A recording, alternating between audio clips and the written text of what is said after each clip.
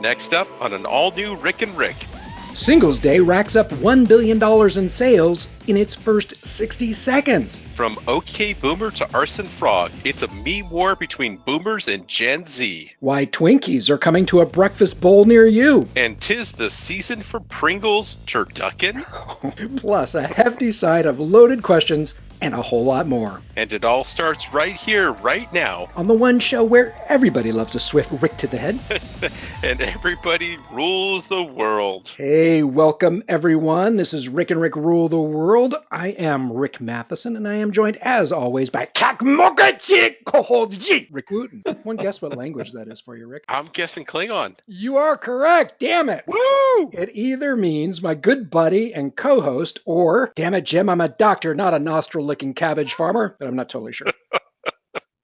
I'm kind of hoping for the second. I thought I had you. Last episode, you guessed that my horrible Hindi was Klingon, so I had to go with Klingon this episode. How the heck are you? That's awesome. I'm good. It's been some crazy times out here in the West Coast. You know, we've had all those fires we've been talking about for a couple of weeks. Those have all kind of died down, but now we've got all of a sudden this crazy cold snap going through California and freezing everybody's butts off. So this Arctic Express thing is going to make it all the way out here? It sounds like it is, and I can tell you at least where I'm living right now, it is cold in the morning. It was down to the high 40s the other night. Are which, you serious? if we have any listeners on the East Coast, They're smacking you through their podcast player. 40 degrees, you lush.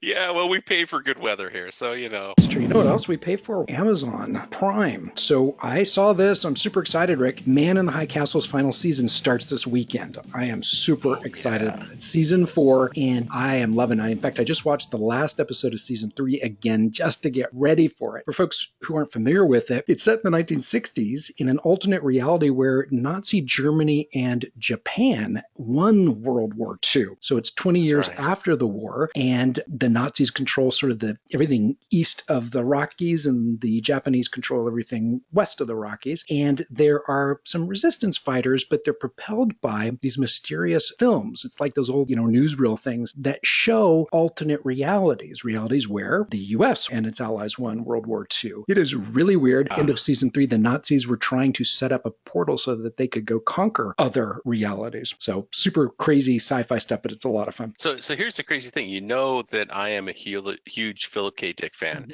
and Philip K. Dick actually wrote this book. Right.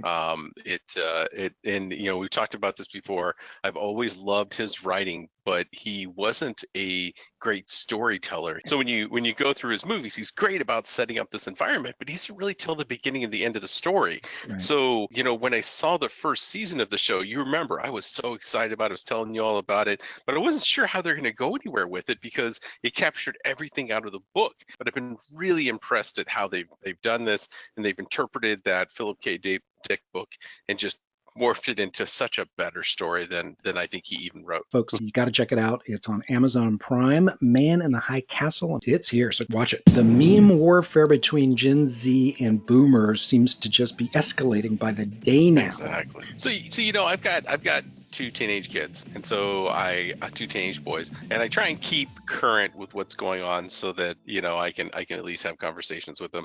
And this idea of this Arson Frog, I've heard about it from them, but I hadn't really looked into it until I saw this article on Wired, and it really is a fine point on the challenges between one generation and the next generation. In this particular case, it's Gen Z and the boomers, and there was kind of this joke that got posted, and it was some signs that somebody had found in a store, and it said something to the effect of, thank goodness I don't have to hunt for my own food. I don't even know where tacos live.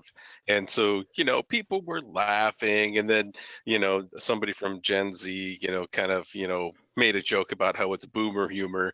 And then, somebody then chimed right back up and said, to be fair, if somebody took a frog, painted it blue, and put arson below it, Gen Z would be laughing at it anyways. So what happens? Boom, somebody did it.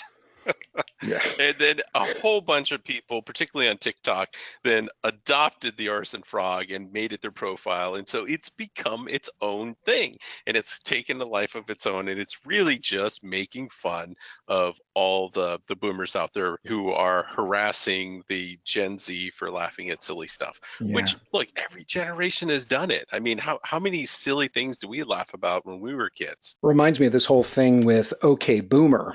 It's like boomers Right. put down millennials and Gen Zs all the time, and they're completely ridiculous assertions that they make. And now they're getting a little bit of their own medicine through this sort of meme. So you and I have talked a lot about how each generation complains that the subsequent generation is lazy and doesn't want to work hard and isn't into delaying gratification and that kind of thing. And I just came across a report on a study showing that in tests of delayed gratification, millennials do by far better than baby boomers in delaying Interesting. gratification. So they're just as hardworking as the baby boomers or we Gen Xers were at the same age. So let's just put an end to all that baloney. This I thought was a joke, Rick. There is a VR crowdfunding company called Feel Real that is bringing smell-o-vision to virtual reality. Apparently, that company, they have actually made this attachment using magnets, attaches to the bottom of your VR headset and has like a screen in front of it that will then spray the smell of whatever's in the game or whatever in the movie into your face.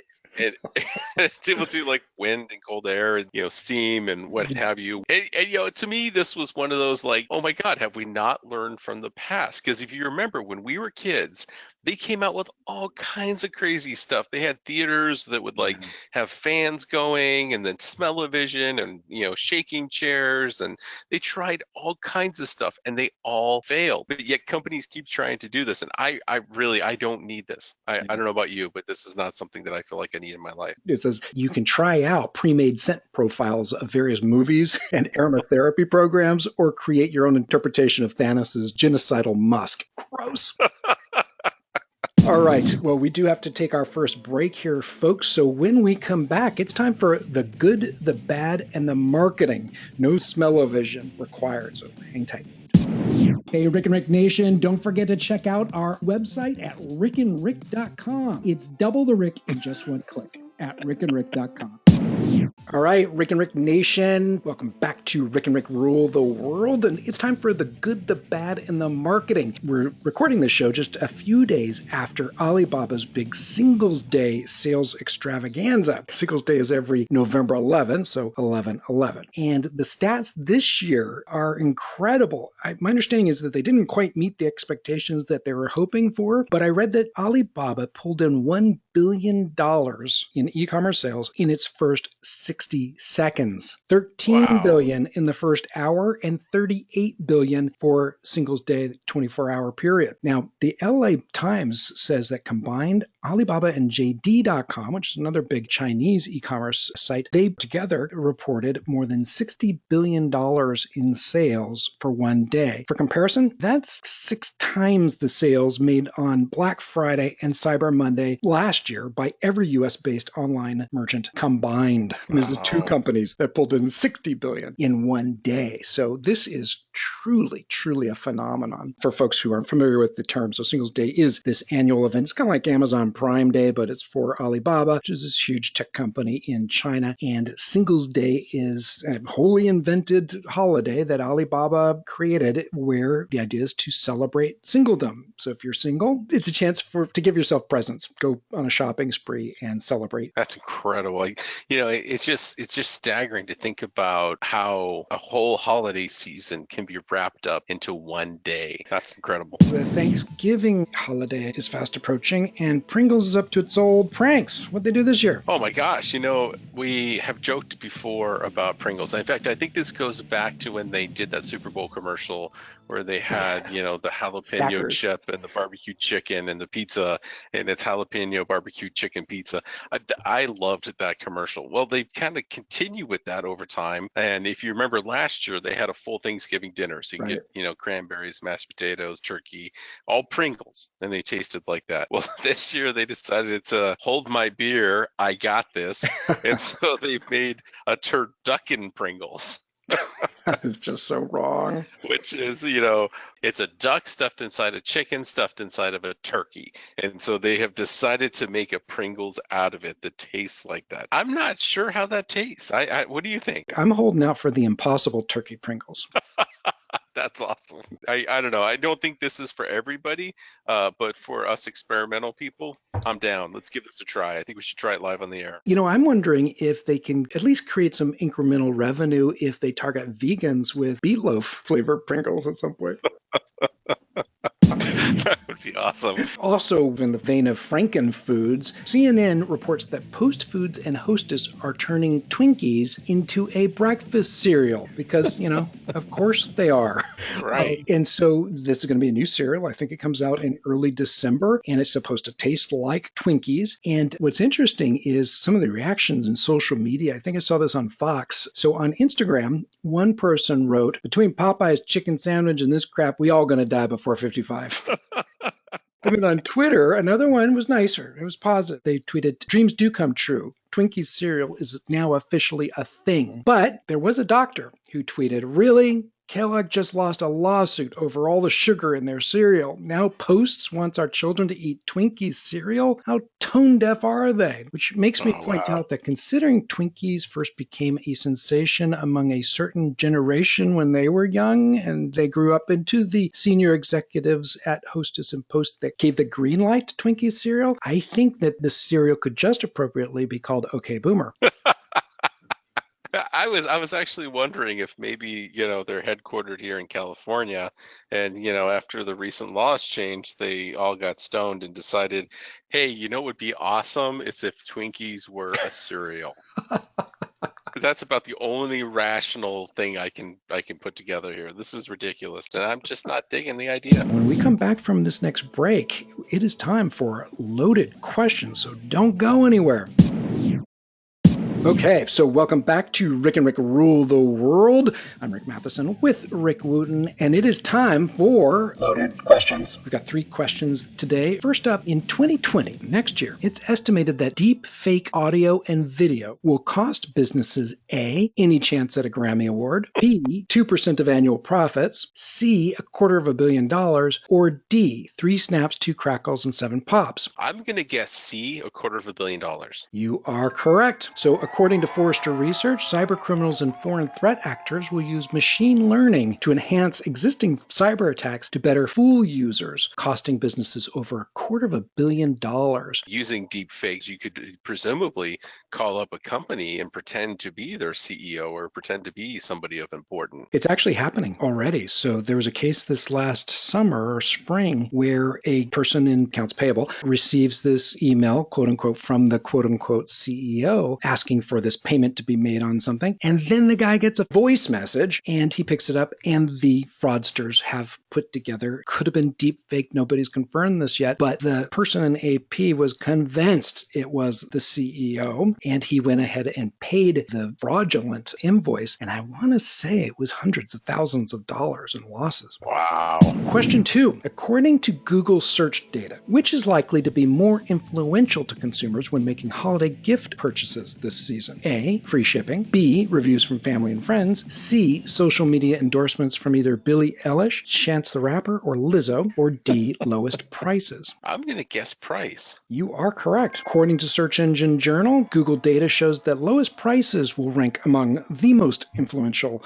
to U.S. consumers this holiday season, along with free shipping, sales, discounts and promos, and customer reviews. Among the least influential, reviews from family and friends, loyalty rewards programs, and popularity on social media. I would not have guessed that. So I find this a little hard to believe. Well, you know what? People often in focus groups, when being asked questions like this, will say what they like to think they think, as opposed to what they really think. And I was reading that between focus group interviews and neuromarketing technologies like fMRI scans were much more predictive of a purchase from the consumer. The least predictive was focus group input. In fact, in this one case case study, they showed a Cheetos commercial where Chester Cheetos plays a prank on someone in the spot, and every person in the focus group said they hated it. Oh. The brain scans of those same people showed they loved it. They were opining that the person just didn't want to admit it because the prank was kind of mischievous. And so they must have felt uncomfortable saying, I like it, but their brain showed something completely different. And I think that could be in play, although it says Google search data. But I have a feeling that if asked these questions, folks would lean toward saying exactly what they say here, which is, I only care about lowest prices. I care about free shipping. I really don't care what social media endorsements it gets. When in reality, it might be the exact opposite. Okay, question number 3. According to eMarketer, which of the following should be causing retailers some serious concern this holiday season? A, the 2019 holiday calendar. B, increased U.S. tariffs on imported goods from China. C, the crowded holiday advertising environment. Or D, the retail apocalypse. I'm going to guess that it's the crowded holiday advertising. Good guess, but no. In this case, the answer is actually A, the 2019 holiday calendar. So while all of these can certainly be reason for concern among retailers, eMarketer points out that consumers will have 6 fewer days for holiday shopping between Thanksgiving and Christmas this year. Last year, I think there were several additional days. This year, the way things fall, you got 6 fewer days to get all your presents. It'll be interesting to see how things plan out, but retailers should definitely be getting this shortened season into their messaging mix this year, because otherwise the Grinch is going to run off with their holiday profits. Okay, well, I think that's going to wrap it up. Be sure to tune in next time for the one show where everybody's name is Rick and everybody rules the world.